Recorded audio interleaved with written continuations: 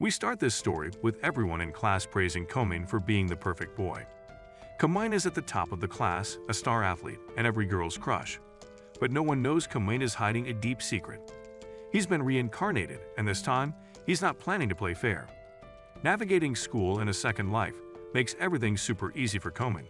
So far, everything has been going pretty well. But while everyone else praised Kain, one girl stood off to the side, staring at him like a jealous ex. This girl, Miyano, was the very reason Kain's past life had been a total mess. Once, Kain had been foolish enough to think he'd actually fallen in love with her. However, in this reincarnated life, Kain bitterly insisted she was just some random chick to him, nothing but a lame-bunking schoolgirl. But then there was a problem.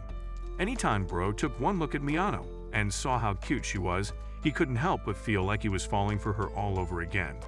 It was like, even though his body had reincarnated, his heart was still stuck on default settings.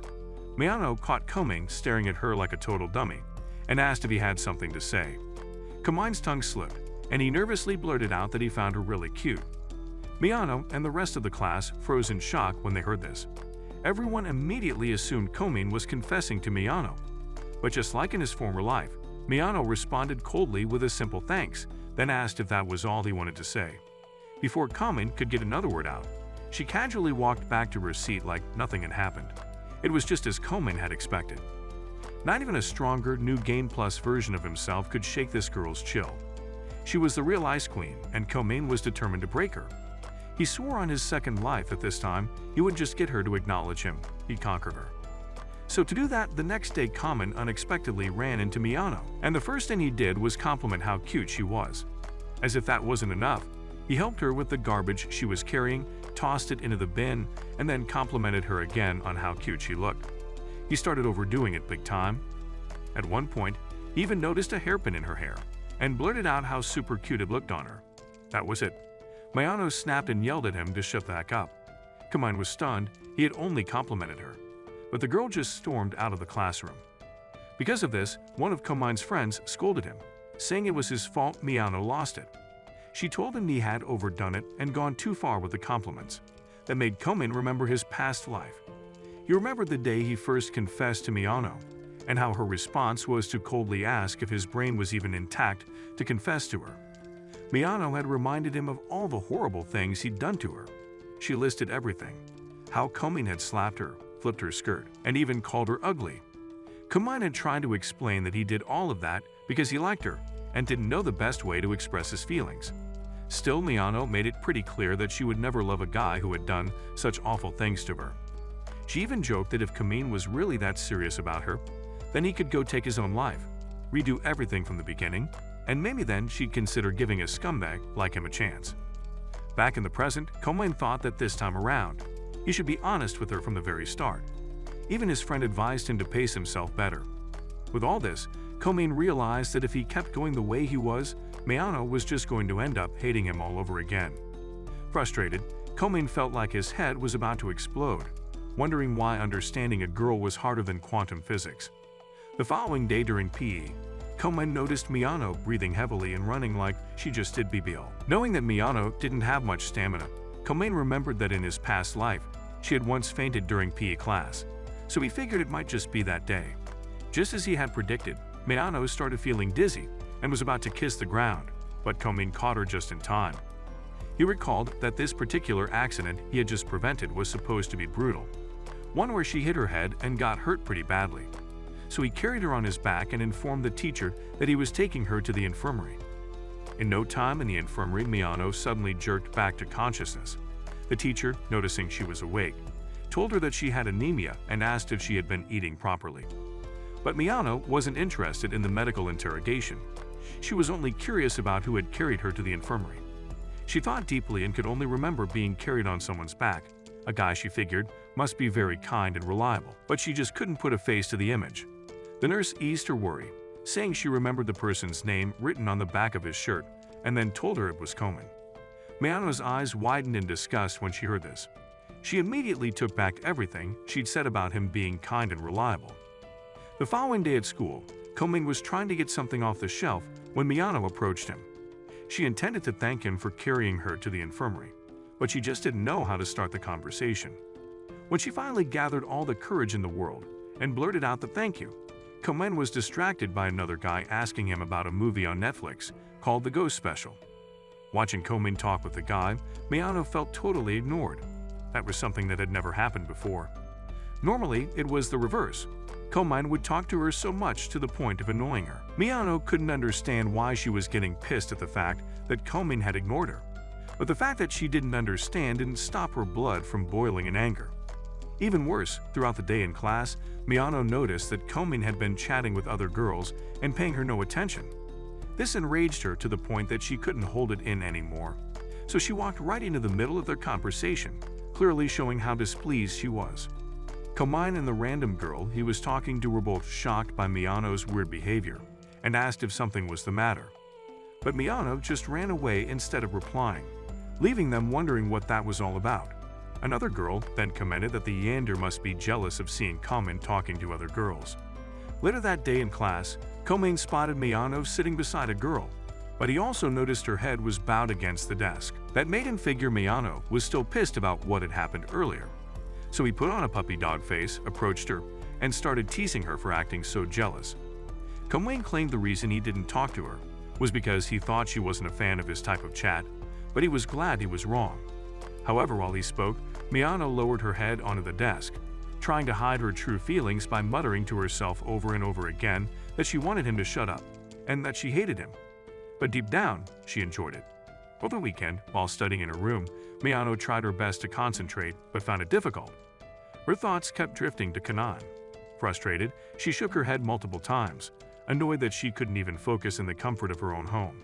At the same time, over at Kain's place, his younger sister strolled in and casually told him to move. She wanted the TV all to herself. Kain was already sitting there, quietly watching something. However, he simply obeyed and told her sure. But that only made her snap, telling him to shut up, completely ignoring the fact that Kain was her older brother. Normally, Kain would have reacted harshly, but this time he simply stood up and left the room without a word, leaving his sister slightly thrown off by his silence. Once back in his room, Kain found himself lost in thought, reflecting on his new life after Reincarnation. He had read every manga, finished every show, and even his favorite games now felt unplayable. With nothing else to fill the void, he finally turned his attention to something he had once avoided: studying. His mother and older brother noticed him at his desk and peeked into the room, surprised. They cracked jokes, saying it must be the end of the world or that some disaster was on the horizon. Kain was visibly annoyed by their comments but didn't bother responding. He just went back to his books. Still, as he studied, his thoughts were split between the material in front of him and Miyano. Meanwhile, in her room, Miyano sat at her desk, also quietly thinking about Kain. Deep down, they both wished they knew what the other was doing at that exact moment. The next day, while sitting in the library, Miyano glanced at her test result and realized she scored 92%. This made her furious since she believed she would have gotten a perfect score if she hadn't been so distracted by thoughts of Kain. Angrily, she started scribbling "End Kain Furu" in her notebook. Some classmates walking by noticed how upset she was and stepped back, clearly concerned for their safety. After writing several lines in, Miyano got distracted. She took another look at Kain's name in her notebook and started to blush as her feelings for him began to overwhelm her. But as usual, she shook her head multiple times to regain focus. As she hurriedly put the notebook into her bag, she accidentally dropped it when she saw Kain strolling by with his friends. Kain helped her pick it up and, without realizing it, started flipping through the pages. His eyes and those of his friends widened in utter disbelief at what they saw. Embarrassed, Miyano snatched the notebook back and asked if he had seen what she wrote. Kain admitted that he had, then teased her, saying he was convinced he must have a big influence on her. Shocked and embarrassed, Miyano denied any hint of Kain having that kind of influence in her life. But deep down, she knew he wasn't wrong. Shortly afterward, while in class, Kain wondered whether his plan to win Mineo's affection was working, or if he was just overthinking things. To up his game, he decided he needed a new strategy. Taking advantage of the fact that he had been reincarnated, Kain tried to think of things about Miyano that might stir stronger feelings in her. However, his past life had been 20 years ago, making it difficult to recall most of what had happened. Meanwhile, Mineo and her friend were on lunch duty. After thanking the chef, they headed out to serve. As they pushed the food cart, her friend teasingly asked about her feelings toward Kain. Mineo immediately made an angry face and claimed she hated him. She pulled down her hat to hide her flushed face, saying that Kain annoyed her. She told her friend that she hated thinking about Kain. But her friend just smiled, knowing the truth that Mineo was truly in love with Kain. Soon, they stopped outside the cafeteria to set up. As Mineo helped arrange the dishes, her foot caught on something, causing her to stumble. Luckily, Kain appeared just in time and caught her before she fell. Smiling gently, he told her to focus on her lunch duty and not to worry, then walked away, clearly embarrassed. Later, in a humid forest, Mineo entered a treehouse carrying cat food and spotted Kain bending down, petting a stray cat. She was surprised to see him, as no one usually came to the treehouse. In the past, Mineo had been the one to find the stray cat and considered it her responsibility to feed it, even though it didn't belong to anyone. But this time, Kain had found the cat first, using his memories of the past to outpace her. As Mineo shyly sat close to him, Kain apologized for his past rude behavior and for never truly considering how she felt. The apology came as a shock to Mineo, so she complimented him on how much he had matured lately. She pointed out that he had become more helpful to people in need, excelled in his studies without much effort, and was skilled at sports. Hearing this, Kain chuckled as he reflected on how it had all been thanks to his second chance at life. Mineo ended the compliment by saying she found him amazing. Afterward, they both wondered aloud where the cat had come from and how she had been left to survive on her own at such a young age. Concerned for the cat, Mineo said she would have loved to keep her, but couldn't because of her strict parents.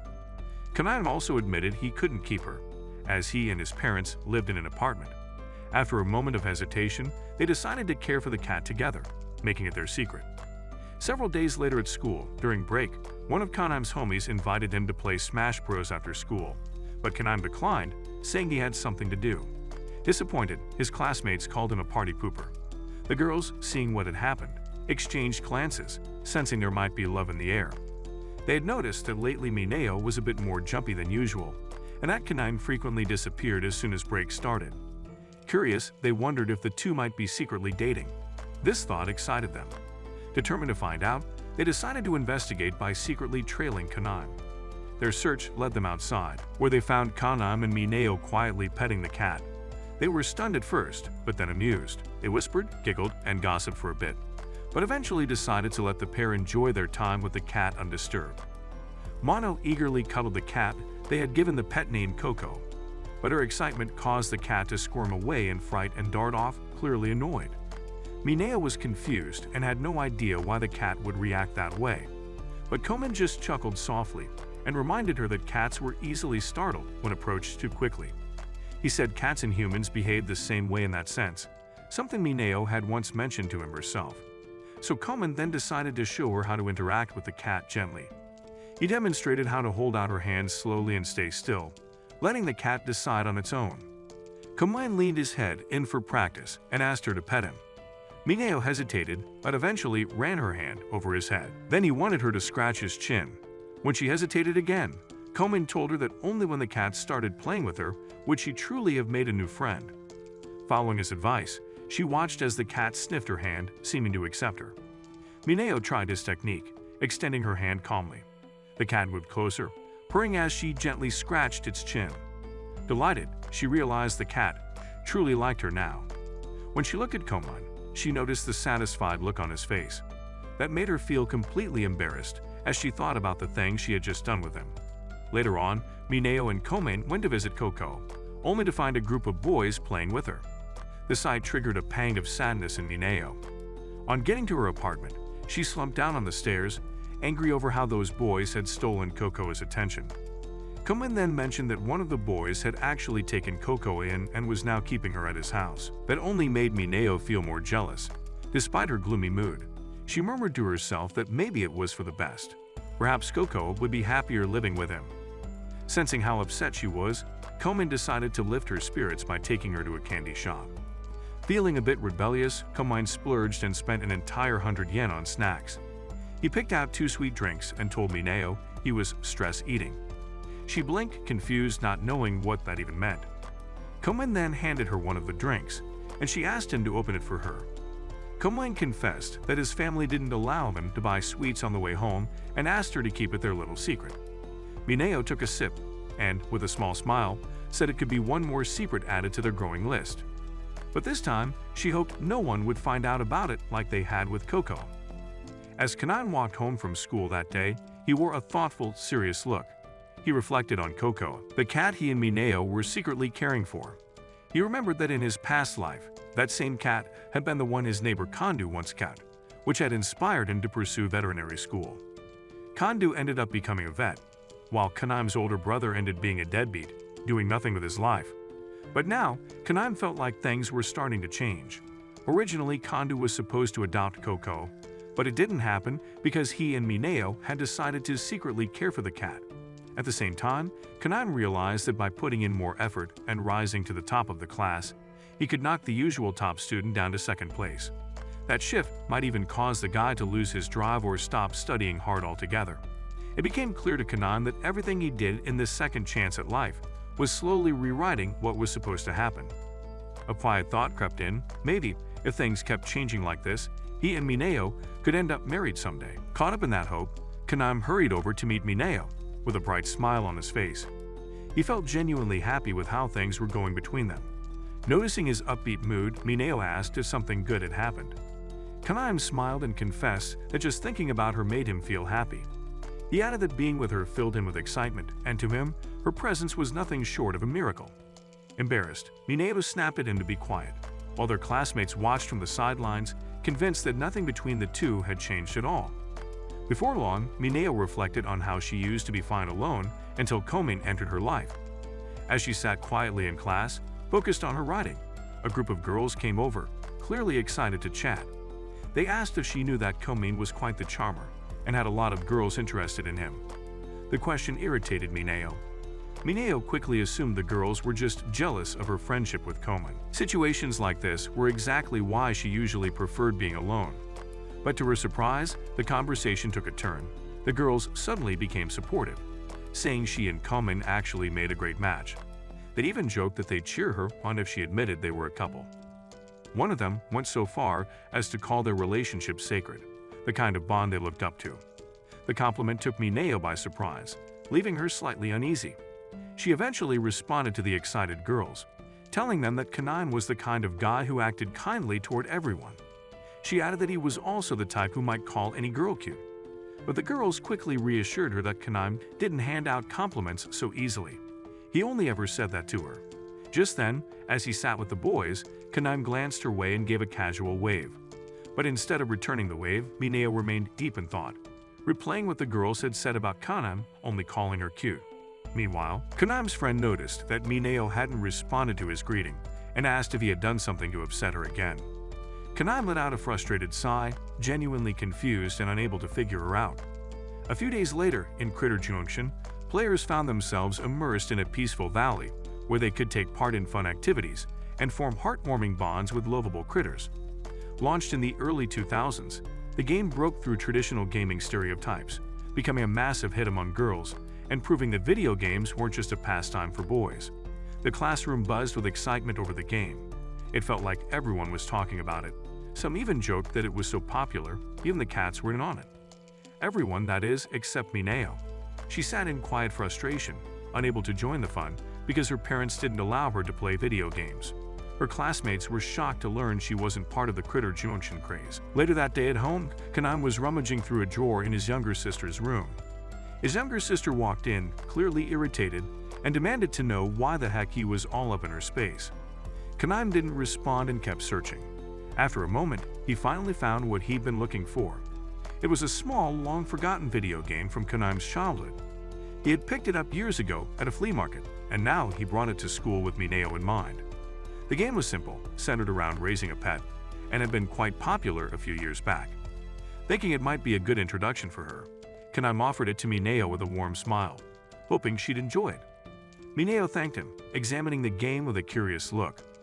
With a small smile, she murmured that playing it would feel like raising their cat, Coco, all over again. Her words sparked a wave of surprise. Her classmates gasped and burst into laughter, teasingly asking if she and Kain had a child together. Flustered and red-faced, Miyano hurried to deny it, waving her hands in protest. But to her horror, Kain just smiled calmly and agreed, saying the child was indeed theirs. His response only made things worse, leaving Miyano even more embarrassed since she'd been hoping he would deny it too. During their home economics class later on, the students had all baked cookies, but the results were more of a nightmare. The girls moved around the room, sharing comments and critiques on each other's baking efforts. The girls' cookies ended up either burnt to a crisp or as hard as rocks. A few even tried to hide the disaster they called cookies from the boys, who couldn't help but crack jokes about how the cookies turned out. One of the boys remarked that even though everyone had baked the same kind of cookies, the girls' versions tasted a little better. Despite all the teasing and jokes, the boys ended up eating most of the cookies right then and there, though it was clear they were more eager to sample what the girls had made. Meanwhile, Kain walked over to Miyano with a hopeful expression, asking if he could have a taste of her cookies. She refused, claiming they were meant for her grandmother.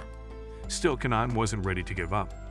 He begged and even put on a puppy dog face, trying to win her over. He was so persistent that he even asked for her leftovers. He continued to pester her for cookies even during class, until Miyano finally lost her patience and shouted at him to be quiet. He quickly apologized, while a girl nearby let out a sigh, remarking that he never seemed to learn. After class, Miyano placed her box of cookies on her desk with a sigh, admitting that she had gotten the sugar wrong and ended up burning them a little. On top of that, she added her grandmother wasn't even fond of sweets. Throwing them out seemed like the only option, but not wanting to waste them, she turned to Kain and told him he could have them if he wanted. With her cheeks turning red, she quickly left the room, surprised that she had actually gone through with it. Kain, moved by the kind gesture, stayed quiet as he held the box gently. A classmate behind him let out a whine, complaining that it wasn't fair, they wanted some too. But Kain simply grinned, pleased with the surprise gift, and thought to himself that all was well that ended well. The following day, a few classmates showed up in different costumes, excited to play a nearby game of trick or treat. As Miyano walked past, she smiled and waved at them, finding their outfits absolutely charming. One student suggested that everyone wear costumes, but another dismissed the idea, saying it was something only little kids did, and besides, they were almost in advanced school. Kain, on the other hand, told his friend that in about 15 years, even grown-ups would be dressing up for Halloween. His friend laughed, thinking he was just kidding. Suddenly, one of the girls announced that she had already prepared costumes for everyone, proudly saying she could figure out their sizes just by looking at them. She handed out outfits to each person. Kosaka ended up as a vampire, Kain became a werewolf, Rizz got a witch costume, and they even had a zombie nurse outfit ready to go. Seeing everyone dressed up made the girl who brought the costumes laugh, saying they all looked adorable. Rizz playfully teased her, calling her an old man for making such a fuss.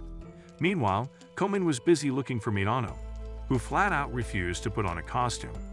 After some gentle but relentless persuasion, she reluctantly gave in, puffing her cheeks in annoyance.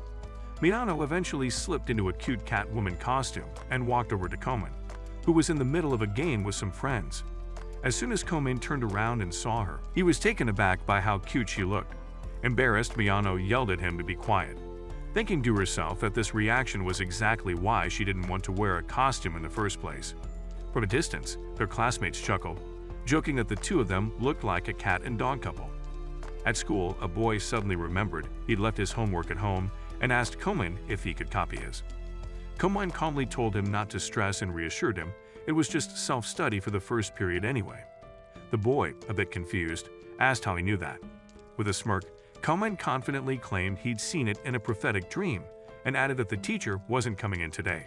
Right then, a girl sitting behind them chucked an eraser at Kain's head and called him out for lying, saying that prophetic dreams weren't real. Kain didn't take the accusation well. He got really angry for being called a liar. A few moments later, the head teacher came in and confirmed that the said teacher was actually out for personal reasons, and that the first period would be self-study. The entire class turned to Kain, staring at him like he was some kind of fortune teller. Curious, they started asking about his dream. But before he could say anything, the head teacher hushed the class. That's when the same girl spoke up again, accusing Kain of eavesdropping on a staff meeting and claiming he just wanted to make everything about himself. She challenged him, saying that if he really had prophetic dreams, then he should be able to predict what she was about to say next. Caught off guard, Kain stammered, insisting that of course he knew. Smirking, she pushed him even more, teasing that if he had dreamed about her, then he'd already know she liked him. Kain's eyes went wide with shock, and he fumbled for words, completely thrown off. Flustered, he mumbled that some things weren't meant to be joked about. The girl just laughed and said that if he didn't see that coming, then his whole prophetic dream story was clearly fake. Kain, now visibly irritated, tried to defend himself, but his friends were already laughing at his lame comeback. They sided with the girl, saying she was probably right and that Kain was just making everything up. Meanwhile, the girl flashed a smug smile, clearly enjoying how much it was getting under his skin. That night, alone in his apartment, Kain couldn't stop replaying the girl's teasing words about liking him. No matter how hard he tried to sleep, his mind kept drifting back to her. Eventually, he did manage to doze off, though this time, there were no prophetic dreams waiting for him. The following morning at school, Miyano greeted Kain with unusual warmth, catching him and the rest of the class completely off guard. Kain instantly started second-guessing himself, wondering if he had done something wrong, since this behavior was nothing like her usual self. Later, while Kain was quietly reading his manga, Miyano suddenly leaned in close, her expression unusually gentle. Surprised, Kain lowered his book and asked why she was acting so strangely. Miyano listened closely, then tilted her head and asked who exactly he was calling weird. Flustered, Kain quickly backtracked, denying he meant her. Miyano smiled and said school had been surprisingly fun lately, all thanks to him. She thanked him sincerely, and Kain couldn't help but get a little emotional hearing those words. Kain could barely believe how friendly and close Miyano was being, especially with everyone watching. There was a gentle warmth in the way she acted, though even Miyano seemed a little unsure of why she was behaving that way. Then the teacher walked in and announced that Miyano would be leaving early because she had a cold. A wave of disappointment hit Kain as he realized her unusual kindness might have just been the result of a fever. Still, Kain felt a small sense of relief. Getting to see that side of Miyano, even once, was enough. Any more of that, and his racing heart might not have survived it. The next day, Miyano was back to her usual self. The moment she remembered how she had acted, she was completely mortified. Just thinking about it made her want to die. Meanwhile, the story shifted to a girl with bangs that hung low over her eyes, named Nadaka, who was struggling to keep pace with her childhood friend Kain. Lately, Kain had grown noticeably annoyed with her, often calling her too slow for a normal person. That morning, his patience wore even thinner as he watched her take forever to finish a single piece of toast while they hurried to avoid being late. Letting out a weary sigh, Nadaka silently admitted to herself that she was getting fed up with everything too. Kain scolded her once more when she forgot to turn in the homework they had completed together. From a distance, Miyano and Kain observed the two, surprised by how unhealthy their relationship appeared. Later that day, Nadaka wandered across the playground deep in thought. A soccer ball came flying dangerously close toward her. She was too lost in thought to notice the ball, but Kain stepped in and blocked it just in time. He shouted at the boys for being reckless, even calling them punks. As soon as they realized it was Kain, they backed off nervously. Everyone knew him as Hurry Kain because he was always rushing through everything, and one of the boys even joked that he might actually chase them down.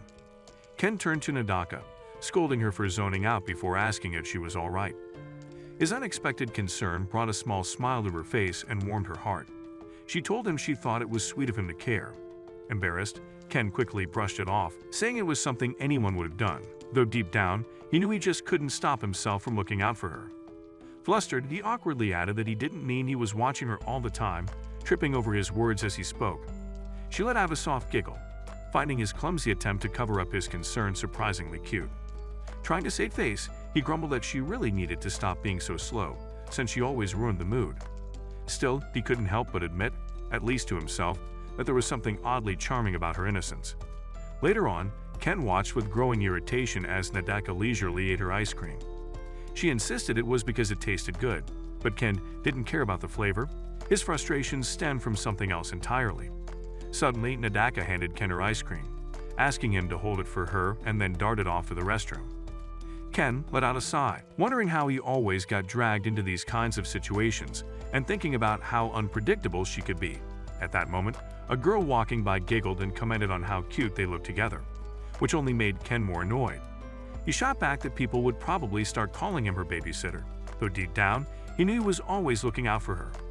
The girl then asked Kain if he could take Nadaka to get a haircut. Right then, Nadaka came back, happily enjoying yet another ice cream.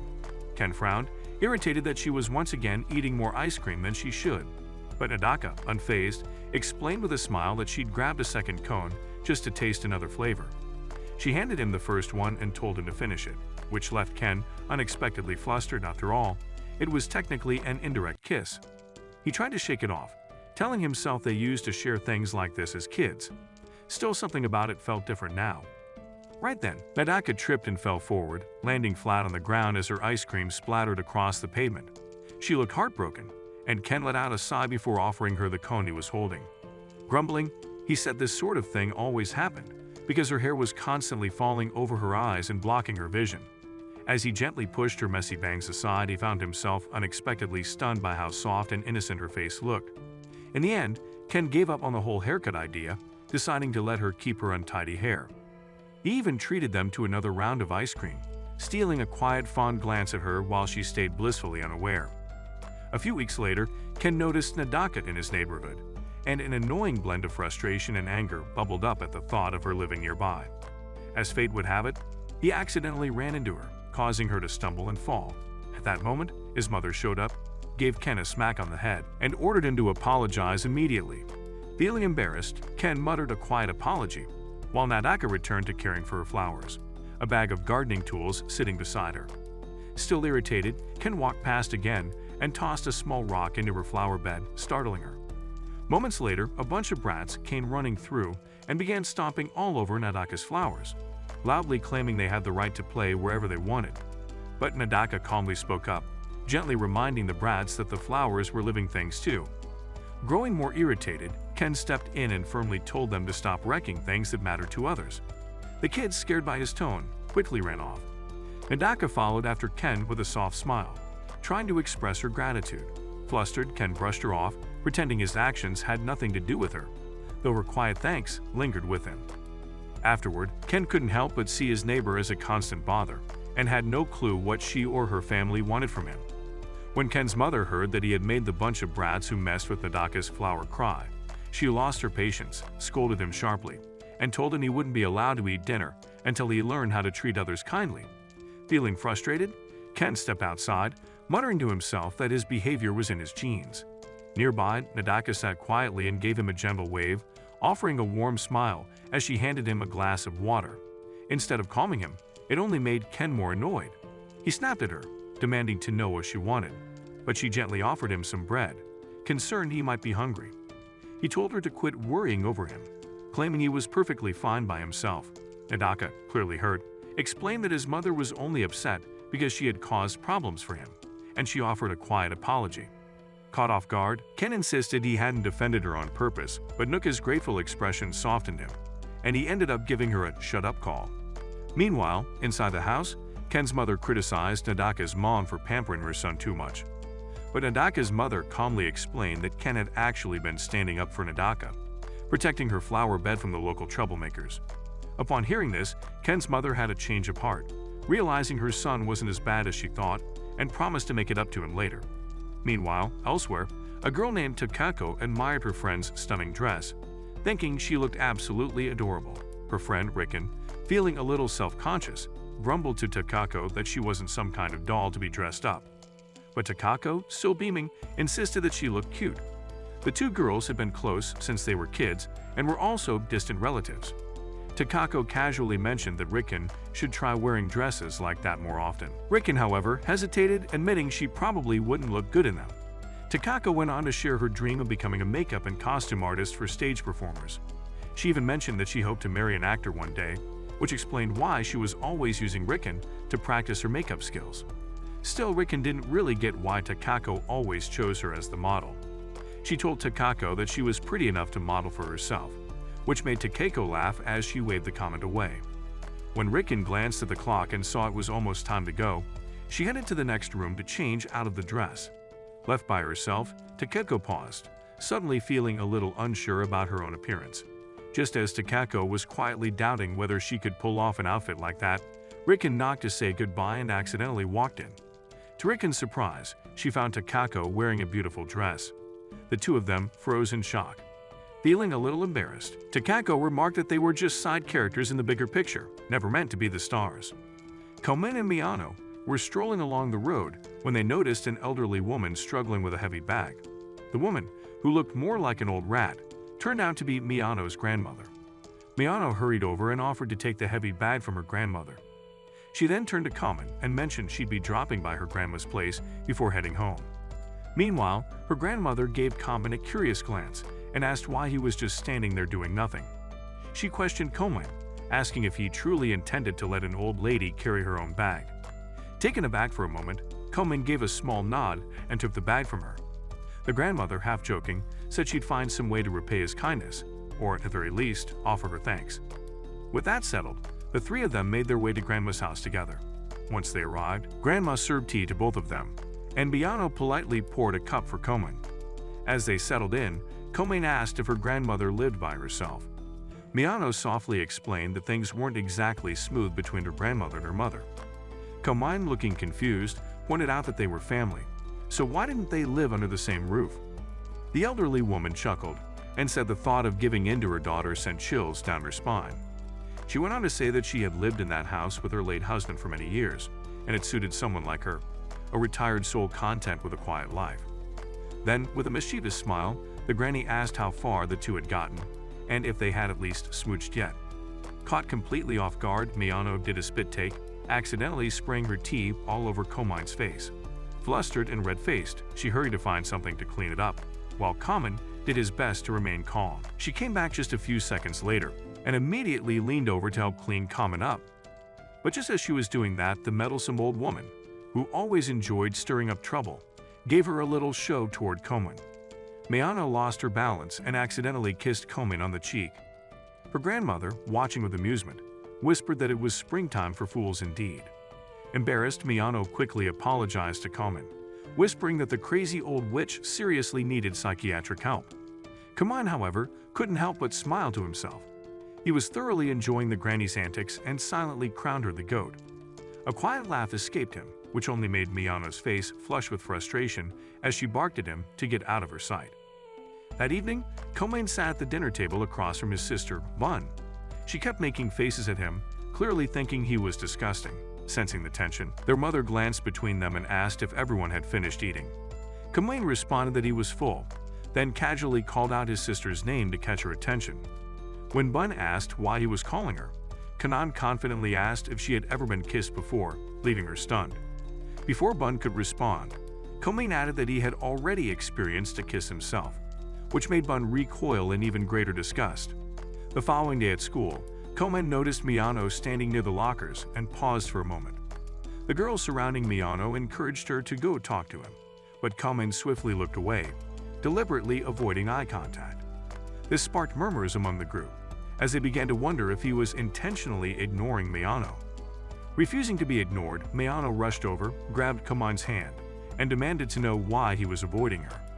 Flustered, Kain admitted that she was so cute, he got nervous whenever she came near. Miyano's expression darkened with irritation, and she snapped, shouting that he had no right to say that now, especially when he was always the one hovering around and getting on her nerves. She couldn't make sense of his sudden change, and why was he suddenly avoiding her? Meanwhile, the girls nearby looked on in astonishment, quietly remarking how much Miyano clearly wanted to be near Kain, despite her usual possessive, yandere attitude. Overcome with emotion, Kain collapsed onto the floor in dramatic fashion, as if he had fainted from sheer embarrassment. Miyano suddenly grabbed Kain by the collar, causing him to tense up. She urged him to give her a moment to explain. Recalling the kiss on the cheek that happened at her grandmother's house, Miyano clarified that if he'd been acting strange because of that, it was a total accident. She didn't even think it was that big of a deal. As they spoke, they ended up standing so close, nearly face to face, as if they might kiss, but neither of them moved. Then, all of a sudden, Kain, who hadn't eaten properly the night before, lost his balance and fainted, falling toward her. Just then, Kain's friends entered the room. Nadaka leaned over and whispered to another girl that she'd saved some breadcrumbs for the bunnies, but the girl, curious, asked if it was actually safe to feed breadcrumbs to rabbits. Miyano was caught off guard by her friend's sudden arrival, but they just laughed and teased, playfully saying, "Sorry for interrupting," and joking that she and Kain must be a serious couple. Nadaka, who had taken a seat nearby, began feeding the bunnies with the breadcrumbs. When the girls suddenly noticed how pale Kain looked, they grew concerned.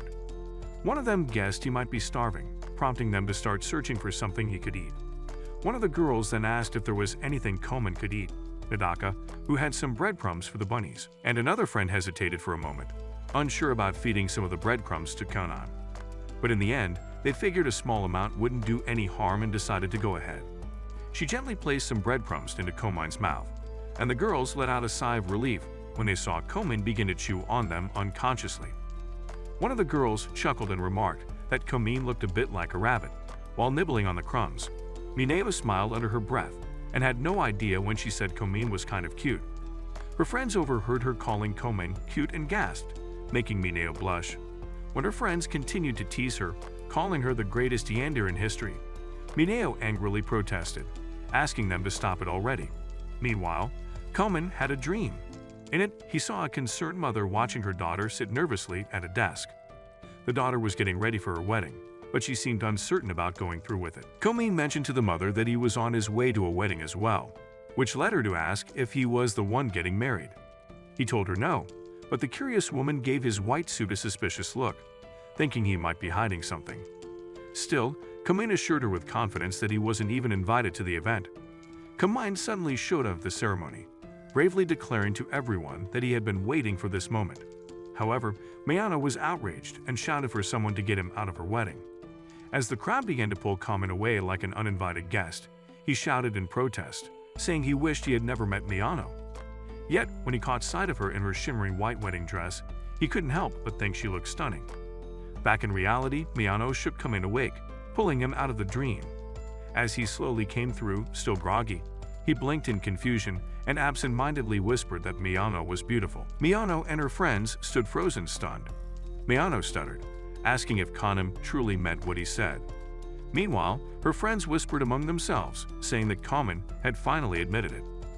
Several weeks later at the parent-teacher conference, a girl whispered to Kurochin that they would really have to inform their parents about the parent-teacher conference. Kurochin, engrossed in his game, grumbled that he didn't want to call his parents to school. Meanwhile, Miyano sat silently behind them, lost in thought about something. At the same time, in the staff room, a teacher dressed in a gray suit spoke highly of Kain to his mother. He mentioned that Kain was doing exceptionally well in school, highlighting his excellent grades, wide circle of friends, and willingness to help his classmates. Kain's mother nodded in agreement with everything the teacher said and added that Kain was almost unnervingly responsible at home. The teacher chuckled and agreed, saying Kain's behavior was almost too perfect, like something out of the ordinary. Jokingly, the teacher suggested that Kain might be the reincarnation of a genius. Hearing this, Kain was caught off guard and began to feel uneasy. As Kain and his mother exited the staff room, he spotted Miyano arriving with her crazy grandmother. Curious, he walked over and asked if her grandmother was acting as her guardian for the conference.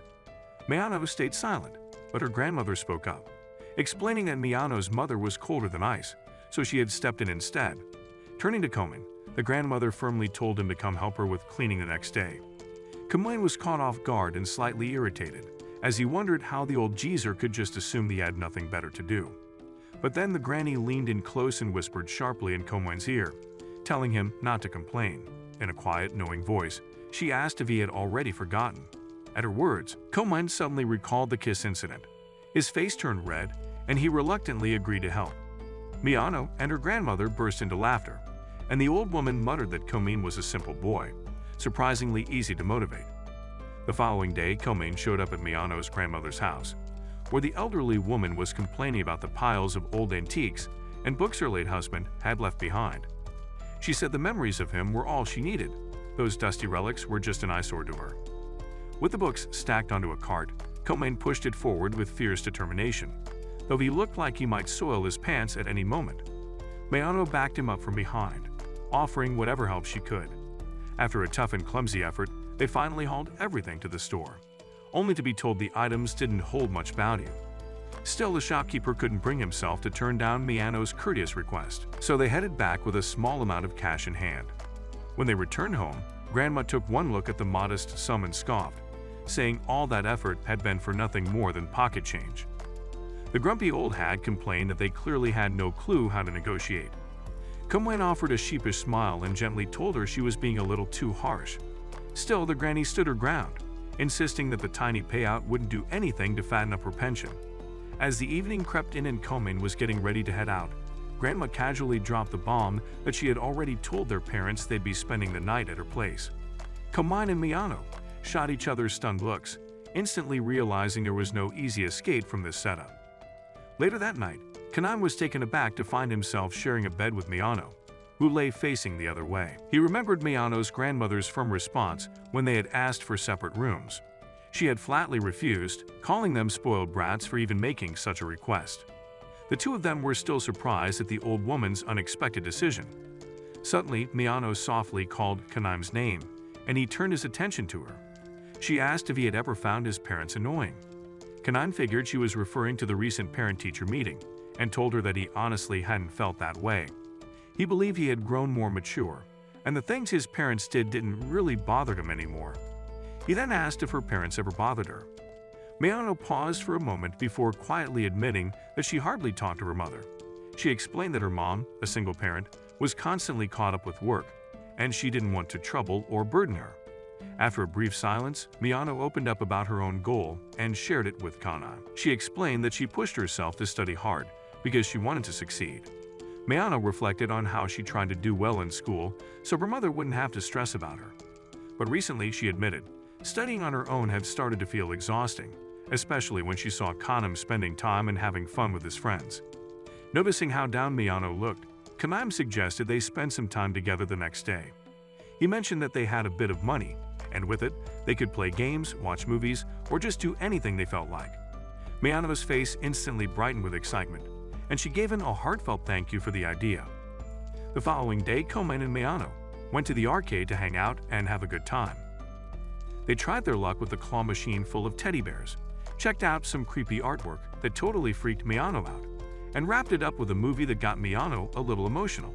Later on, they faced off in a few table games, and Miyano completely crushed Kain like he was a total beginner. As they walked past a clock that read 4:30 p.m., Kain casually grabbed Miyano's hand and treated her to a coffee.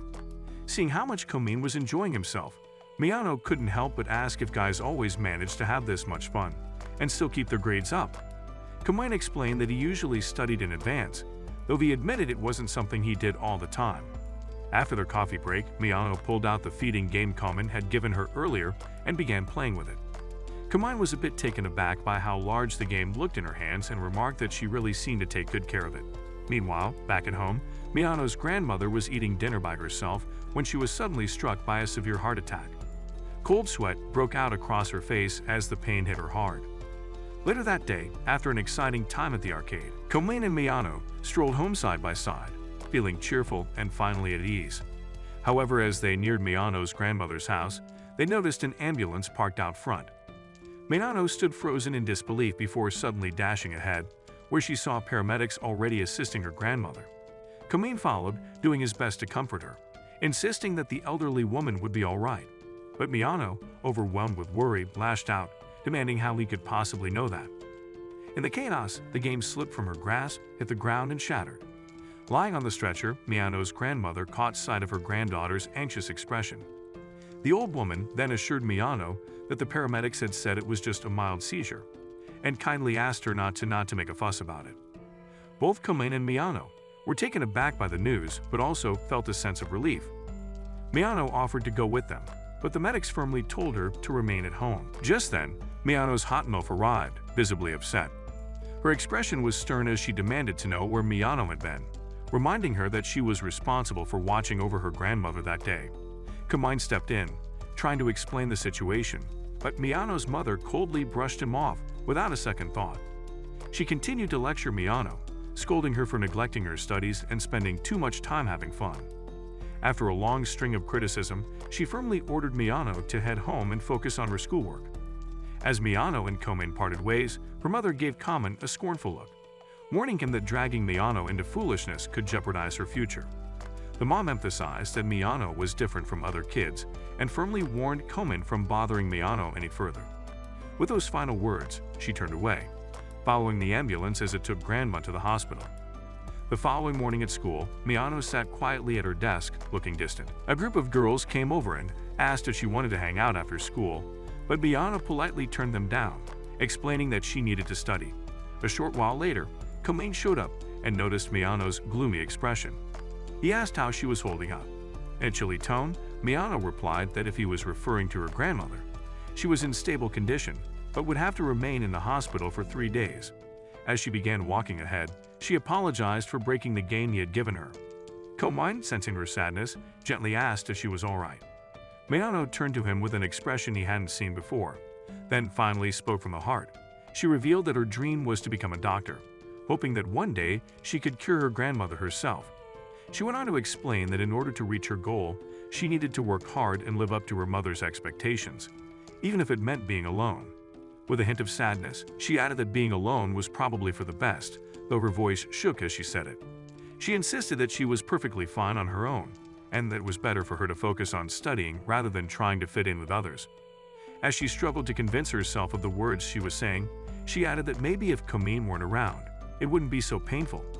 Tears welled up in her eyes and began to fall as she confessed how much it hurt, constantly feeling overshadowed by Kain's natural talent and warm personality. Miyano was filled with self-doubt, questioning why she couldn't be as talented or confident as Kain. Through her tears, she cried out and told him she hated him. But the words rang empty, lacking conviction, betraying the truth of how she really felt. The following day, Kain went to visit Miyano's grandmother at the hospital and saw that she was getting ready to leave. Taken aback, he walked over and asked if she truly felt well enough to be up and moving around. Granny brushed off his worries, explaining that by the time someone reached her age, a minor illness wouldn't keep them bedridden for very long. She then apologized, confessing that she may have interfered too much in his time with Miyano. Kain listened silently as the elderly woman reflected on her actions, explaining that her intention had been to expand Miyano's horizons by encouraging her to spend time with him. Yet, she bitterly cursed her old bones for preventing her from making that hope a reality. After hearing Granny's words, Kain told her that it might already be too late, since Miyano had said she hated him. He admitted that he had acted with good intentions, but now he feared he might have only made things worse. Granny raised an eyebrow and asked if that was really enough for him to give up. She reminded him that he was more mature than that. Kain, confused, listened as she then asked why he had come. Kain hesitated before answering that he had come to see her at the hospital and had even brought her a gift.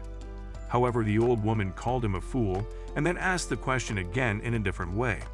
She then asked what his true purpose was in this world at that very moment. Kain was stunned and left speechless by her question. His thoughts raced as he wondered whether the elderly woman had somehow sensed that he was reincarnated. The following day at school, Kain spotted Miyano sitting by herself in the library. He gave her the game they used to share, telling her that if she didn't want it, she could feel free to discard it. Miyano held the game tightly in her hands, clutching it close as memories of their moments together washed over her. Kitly, she whispered that she could never bring herself to throw the game away. Kain then softly said that if she wasn't ready to let go of the game and believed they could still be friends, she should let him help her. He reached out, took Miyano's hand, and with a worried look, told her that he was going to kidnap her. Miyano was shocked when she heard the word kidnap, but deep down, she knew she didn't want to lose their friendship. Though she found Kain's idea unusual and hesitated, Kain gently urged her, saying that since she had always obeyed her mother, maybe it was time to let her worry, just a little. Meanwhile, a few hours later, Miyano's mother sat alone at the dinner table, waiting for her daughter. As the clock approached 8:00 p.m., a sense of anxiety slowly started to settle in. Miyano was usually home by that time. Gripped by the fear that her daughter might have run away, and still shaken from her own mother's recent health scare, she stood up abruptly, determined to go out and search for Miyano, even though she had her own urgent matters to deal with. She rushed outside, hurrying across the street in search of Miyano, though she had no clear destination in mind. Frustrated, she muttered under her breath about Miyano being a troublesome child. Suddenly, her heel snapped, causing her to stumble. Realizing how tense she had become, she took a moment to calm herself and think about where Miyano might have gone. But a wave of anxiety washed over her as she came to the painful realization that she hardly knew the places her daughter liked to spend time. Just then, Kain appeared behind her. She turned around, startled to see him, while Miyano stayed hidden behind a nearby tree, silently watching her mother. Miyano's mother noticed Kain and realized she had seen him before around Miyano. She asked if he happened to know where Miyano was since she still hadn't come home. Kain shook his head and told her he didn't. Hearing that, her expression tightened, and she told him to head home since it was getting late. Just as she was about to walk away, Kain couldn't stay silent. Feeling frustrated, he called out to her, questioning why she was pretending not to care when it was clear she was worried about not having seen Miyano yet. The mom stopped, surprised, and responded that there was no parent who didn't care about their child. Kain challenged her, pointing out that if she truly cared, then she should try talking to Miyano, because it was obvious Miyano she was lonely. Miyano's mother let out a sigh and explained that the reason she held back was because she cared about Miyano. She didn't want to end up spoiling her. She went on to say that if Miyano got too comfortable now, she might lose focus on her studies. In her view, Miyano needed to stay completely dedicated to school in order to get into a good university, secure a steady job, and eventually become self-reliant. With a firm tone, Miyano's mother said that Miyano wasn't like other children, so she had to put in more effort. Clenching her teeth, she went on, explaining that while other kids could afford to mess around, Miyano needed to stay focused and disciplined. She concluded by warning that if Miyano let herself get distracted, all her hard work would be a waste. That, she said, was exactly why she didn't want to spoil her. Kain listened, taken aback by her principles, and finally asked how she could be so certain Miyano would be all right. The mother looked down and replied with calm conviction that it was because Miyano was just like her. Miyano's mother shared that there had been a time when she too was just like Miyano. She confessed that she used to judge people who didn't have a clear direction in life, but eventually came to see that she wasn't any different from them. She explained that smart kids could recover quickly, even if they slacked off. They could cram later and catch up. But for someone like Miyano, she said that stumbling could make it much harder to get back on track. Miyano's mom added that she didn't want her daughter to get hurt chasing unrealistic dreams. She turned to Kain and noted that he was one of those naturally talented individuals who could effortlessly juggle both fun and academics. Miyano's mom said she didn't want her daughter to be led on and was simply trying to protect her future, just like any parent would. However, Kain pushed back, arguing that she was overlooking how Miyano truly felt. He told her that Miyano wasn't happy. Frustrated, Miyano's mom shot back, asking how he could be so certain that Miyano would find happiness if she continued down her current path. Before Kain could reply, she added that Miyano didn't have any special talents, and that's what worried her, because if Miyano failed, she might not be able to bounce back. She shouted at Kain, warning him not to jeopardize Miyano's future just because of his own impulses, but Kain stood his ground. He told her that if Miyano ever ran into trouble, there would always be people she could rely on. Outraged, the mom yelled back, demanding to know how he could say something so irresponsible. With a calm, steady voice, Kain asked the mother if she would be all right with him taking on that responsibility himself. But before she could say anything, Kain, lost in the heated moment, finally confessed loudly that he wanted to marry Miyano. Hidden behind the tree, Miyano overheard everything, frozen in shock. Her mother stood silent, taken aback by Kain's sudden confession. Realizing what he had just said, Kain snapped back to reality, nerves rushing in as it hit him that he had actually made such a statement out loud. Just then, Miyano emerged from behind the tree. Upon seeing her, her mother's frustration grew, and her anger toward Kain intensified. She turned on him, scolding him harshly for toying with her daughter's feelings so late at night and brushing off his proposal as nothing more than a foolish joke. She demanded to know what made Kain think her daughter should depend on a man, adding that she didn't want Miyano to repeat the same mistake she once made. Her mother went on to say that her strictness came from a desire to protect her, and that even if Miyano ended up resenting her, it was a small price she was willing to pay. Overwhelmed by emotion, Miyano rushed forward and hugged her mother from behind, tears falling down her cheeks as she now realized just how much her mother cared about her. As he watched them embrace, Kain gently told her mother that sometimes family members needed to voice their feelings in order to truly understand each other. But Miyano's mother quickly told him to be quiet, then fell into silent reflection. She recalled the days when Miyano was just a baby and how her father had walked out on them.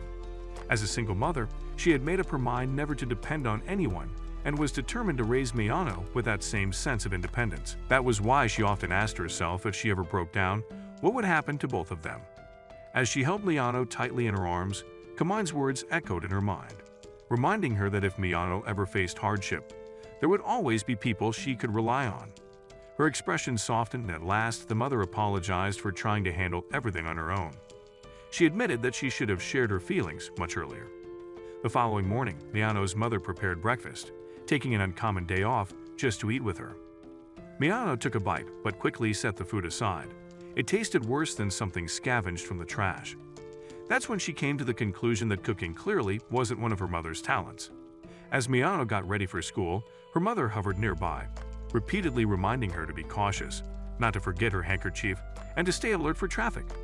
She even added a warning to steer clear of that boy with the spiky hair. Although Miyano found her mother's fussing a little too much, she couldn't help but feel moved by the concern. Later at school, she spoke to her friends with a hint of frustration, confessing that she finally got why parents could come off as annoying. They were constantly hovering and fretting over everything. Her friends glanced at each other, and one of them joked that if that was the case, then Kain must be annoying too. Right at that moment, Kain showed up and happened to catch the comment. Looking surprised, he turned to Miyano and asked if she truly thought he was annoying. Miyano told him he already knew the answer, leaving Kain visibly taken aback. But then Miyano was hit by a brief flashback, remembering that night when Kain told her mother that some things just don't come across unless they're actually said out loud. This flashback made Miyano pause. She admitted that she didn't hate him. In fact, she was genuinely thankful for everything he'd done. She offered him a heartfelt thank you. Ironically, while she was pouring her heart out, Kain was busy giving Kuroyan tips on a video game, warning him about an incoming boss battle, and telling him to save his progress. Annoyed that she was being ignored, Miyano took off her shoe and playfully tossed it at Kain's head. Her friends burst into laughter, commenting that things were finally starting to feel normal again. Kain tried to apologize, but Miyano brushed it off, saying she didn't care about his apology anymore.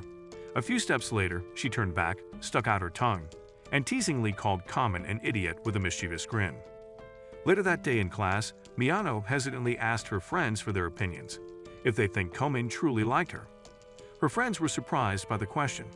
They couldn't believe that after all this time, Miyano was just figuring it out. Miyano recounted what had happened the night before, how Kain had said he wanted to take responsibility for her, and even asked to marry her. Still, she couldn't help but question if he truly meant it, or if he might say something like that to anyone.